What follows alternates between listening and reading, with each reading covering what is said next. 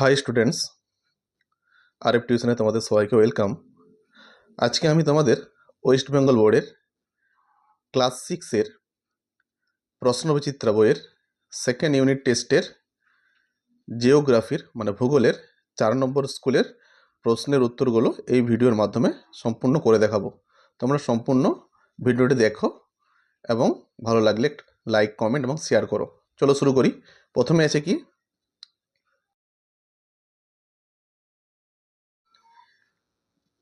আকাশকে দিনের বেলা নীল দেখি। দেখো তো, সি এর উত্তরটা হবে ধূলিকণা ও জলকণার উপস্থিতির জন্য। আবার পূর্ণ বাক্যটা অ্যান্সার লেখা আছে, তারপর তোমার নিচে করে এটা দেখে নেবে তোমরা। দেখো, পৃথিবীর বায়ুমণ্ডলে থাকা প্রধান দুটি গ্যাস হলো নাইট্রোজেন ও অক্সিজেন। 3 নম্বর এটা দেখো, কৃত্রিম উপগ্রহ পাঠানো হয় এক্সোস্ফিয়ারে। তারপর এটা দেখো, পশ্চিমবঙ্গের জলবায়ু উষ্ণ ও আর্দ্র। তারপর এটা, তাপের পরিমাপ হলো উষ্ণতা। 6টা, আমাদের দেহের তাপমাত্রা বা জ্বর মাপা হয় যে যন্ত্রের সাহায্যে, তার নাম হলো থার্মোমিটার। তারপরেরটা, পশ্চিমবঙ্গের বর্ষাকালে যে বায়ুর প্রভাবে বৃষ্টিপাত হয় তা হলো দক্ষিণ পশ্চিম মৌসুমী বায়ুর প্রভাবে।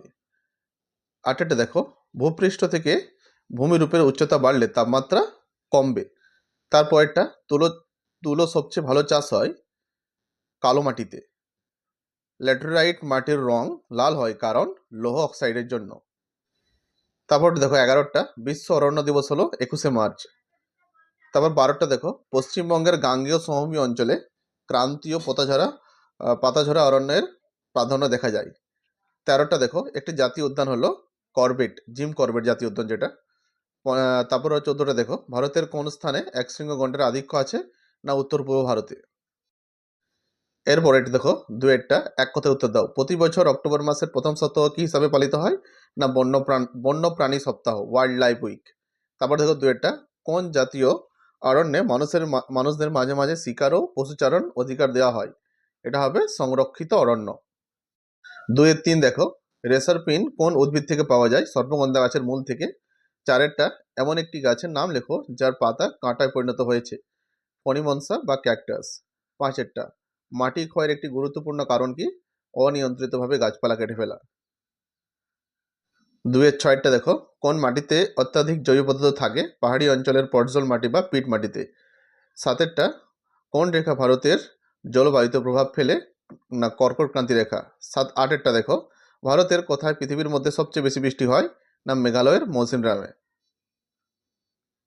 9টা দেখো, কুমেরু বিন্দুতে অবস্থিত মহাদেশের নাম কি? না আন্টার্কটিকা।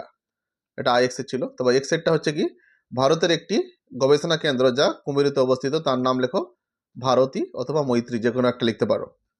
এরপরে দেখো 3 এর শীতকালে আমাদের চামড়ায় টান ধরে কেন? না শীতকালে বাতাসে জলীয় বাষ্পের পরিমাণ খুব কম থাকে, অর্থাৎ বাতাস শুষ্ক থাকে। এই শুষ্ক বাতাস আমাদের ত্বক থেকে আর্দ্রতা বা জল শুষে নেয়, যার ফলে চামড়ায় টান ধরে। 3-2, ঝড় ওঠার কারণ কি কি? কোন স্থানে হঠাৎ অত্যাধিক গরমের কারণে বায়ুর চাপ খুব কমে গেলে সেখানে শক্তিশালী নিম্নচাপ সৃষ্টি হয়। তখন চারপাশের উচ্চচাপ অঞ্চলের শীতল ও ভারী বাতাস তীব্র গতিতে সেই শূন্যস্থান পূরণের জন্য ছুটে আসে, যার ফলে ঝড়ের সৃষ্টি হয়। 3-3, মেঘাচ্ছন্নতা কাকে বলে? মেঘাচ্ছন্নতা তাপমাত্রার উপর কি প্রভাব ফেলে? আকাশের কত অংশ মেঘে ঢাকা আছে তার আনুপাতিক পরিমাণকে মেঘাচ্ছন্নতা বলে। মেঘাচ্ছন্ন আকাশ দিনে সূর্যের আলো আসতে বাধা দেয় বলে তাপমাত্রা বেশি বাড়তে পারে না। আবার রাতে ভূপৃষ্ঠের তাপকে মহাশূন্যে ফিরে যেতে বাধা দেয়, ফলে তাপমাত্রা খুব কমতেও পারে না। 3-4 দেখো, চরমভাবাপন্ন ও সমভাবাপন্ন জলবায়ু কাকে বলে? না চরমভাবাপন্ন জলবায়ু না সমুদ্র থেকে দূরে অবস্থিত অঞ্চলে গ্রীষ্মকালে প্রচণ্ড গরম এবং শীতকালে তীব্র ঠান্ডা পড়ে, এমন জলবায়ুকে চরমভাবাপন্ন জলবায়ু বলে। যেমন দিল্লি। সমভাবাপন্ন জলবায়ু না সমুদ্রের কাছাকাছি অঞ্চলে সমুদ্রবায়ু ও স্থলবায়ুর প্রভাবে গ্রীষ্ম বা শীত কোনো ঋতুতেই আবহাওয়া তীব্র হয় না, খুব গরমও পড়ে না, খুব ঠান্ডাও পড়ে না, সারা বছর আরামদায়ক থাকে, একে সমভাবাপন্ন জলবায়ু বলে। যেমন মুম্বাই। পার্বত্য নাতিশীতোষ্ণ অরণ্য কোন প্রাকৃতিক পরিবেশে গড়ে ওঠে লেখো? না হিমালয় পর্বতে প্রায় 1500 থেকে 1500 থেকে 3000 মিটার উঁচুতে, যেখানে সারা বছর তাপমাত্রা বেশ কম থাকে এবং মাঝারি ধরনের বৃষ্টিপাত বা তুষারপাত হয়, সেই শীতল ও আর্দ্র প্রাকৃতিক পরিবেশে পার্বত্য নাতিশীতোষ্ণ অরণ্য গড়ে ওঠে। এখানে ওক, পাইন, দেবদারু গাছ দেখা যায়। আবার দেখো 4-এরটা, টিকা লেখো। সমষ্ণে রেখা। পৃথিবীর মানচিত্রে সমান গড় তাপমাত্রা বিশিষ্ট স্থানগুলিকে যে কাল্পনিক রেখা দ্বারা যুক্ত করা হয় তাকে সমষ্ণ রেখা বলা হয়। সাধারণত এই রেখাগুলি অক্ষরেখার সমান্তরালে পূর্ব পশ্চিমে বিস্তৃত থাকে। সমুদ্রের উপর দিয়ে যাওয়ার সময় এই রেখাগুলি সোজা হলেও স্থলভাগের উপর দিয়ে যাওয়ার সময় কিছুটা বেঁকে যায়। 4-এর 2-টা দেখো। আবহাওয়ার পূর্বাভাস কিভাবে জানা যায়? আবহাওয়া দপ্তরের বিজ্ঞানীরা বিভিন্ন আধুনিক প্রযুক্তি ও যন্ত্রের সাহায্যে আবহাওয়ার পূর্বাভাস দেন। এর মধ্যে প্রধান হলো মহাকাশে পাঠানো আবহাওয়া কৃত্রিম উপগ্রহের ছবি বিশ্লেষণ, বায়ুচাপ মাপক যন্ত্র মানে ব্যারোমিটারের সাহায্যে মাপে ওরা, বায়ুর আর্দ্রতা ও বায়ুর গতিবেগ মাপক যন্ত্রের নিয়মিত তথ্য সংগ্রহ এবং কম্পিউটারে গাণিতিক মডেলের ব্যবহার।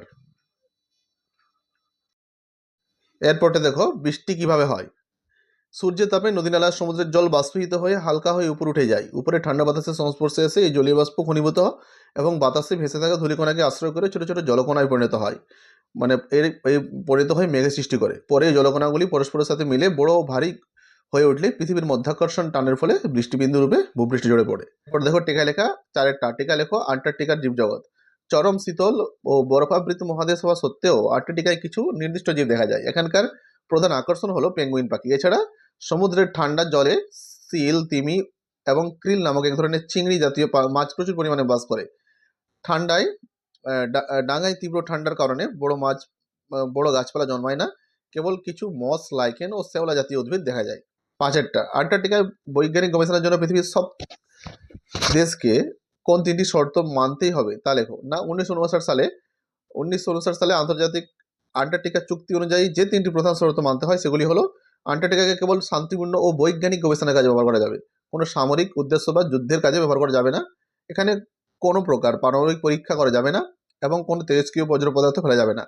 গবেষণায় সমস্ত তথ্য ও ফলাফল বিশ্বজনীন হতে হবে এবং সমস্ত দেশের বিজ্ঞানীদের মধ্যে তা উন্মুক্তভাবে আদান প্রদান করতে হবে। পরে দেখো 5-এরটা, উষ্ণতা অনুসারে বায়ুমণ্ডলের বিভিন্ন স্তরগুলি চিত্র সহযোগে ব্যাখ্যা করো। এই কোশ্চেন অ্যান্সারটা দেখো লিখে দেওয়া আছে তোমাদের পরপর। এইগুলো তোমরা ভিডিওটাকে পজ করে দেখে নিও, সম্পূর্ণ এখানে অ্যান্সারটা লেখা আছে। তারপরে দেখো পৃথিবীর বিভিন্ন তাপমণ্ডল সম্পর্কে যেগুলো কোশ্চেনটা আছে, এই তাপমণ্ডলের বিভিন্ন ভাগগুলো দেওয়া আছে, এর সম্পূর্ণ অ্যান্সারটাও এখানে লেখা আছে। তো তোমরা পরপর এটা ভিডিওটাকে পজ করে এটাকে লিখে নিও। এরপরটা দেখো আমাদের জীবনে অরণ্যের গুরুত্ব। এই উত্তরটা সম্পূর্ণ লিখে দেওয়া আছে এখানে, তোমরা পরপর পয়েন্ট করে লেখা দেওয়া আছে, তোমরা ভিডিওটাকে থামিয়ে এটা সম্পূর্ণ লিখে নিও। এটা সম্পূর্ণ অ্যান্সারটা এখানে লিখে দেওয়া রয়েছে। আমাদের জীবনে অরণ্যের গুরুত্ব।